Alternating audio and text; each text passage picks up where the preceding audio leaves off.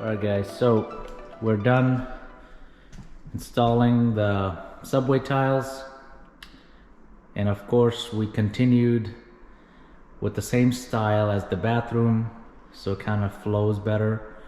But I do not recommend putting subway tiles unless you have a lot of patience, because with subway tiles, because they're so small, you have more room to make mistake, and all these lines has to be perfect.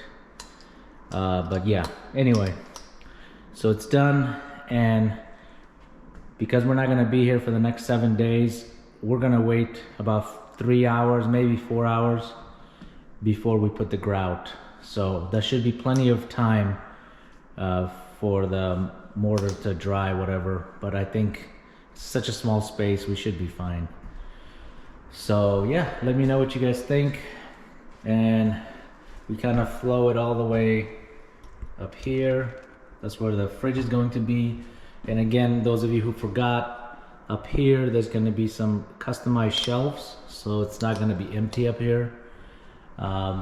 We're still waiting on one piece of crown molding to arrive, since we did such a great job. But yeah, that's it.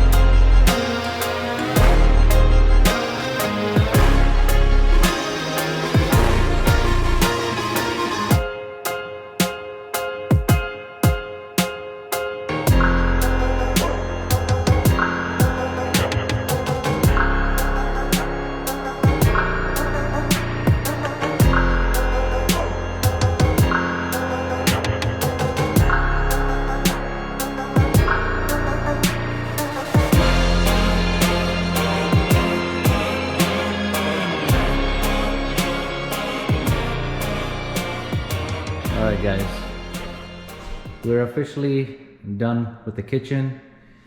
We got the grout in, butcher block. Don't count the crown molding, okay? We'll figure that out. But just assume that the kitchen is done. Everything works. We got these fancy door handles, whatever. So yeah, the only thing we're gonna do, even though I keep saying we're done, we just need to put a finished oil-based whatever for the butcher block. We're just waiting till we finish all the sanding and all the, so we don't want, you know, dust and stuff to sit on it. So yep, so we're done. Let me know what you guys think, and I'll see you guys on the next one.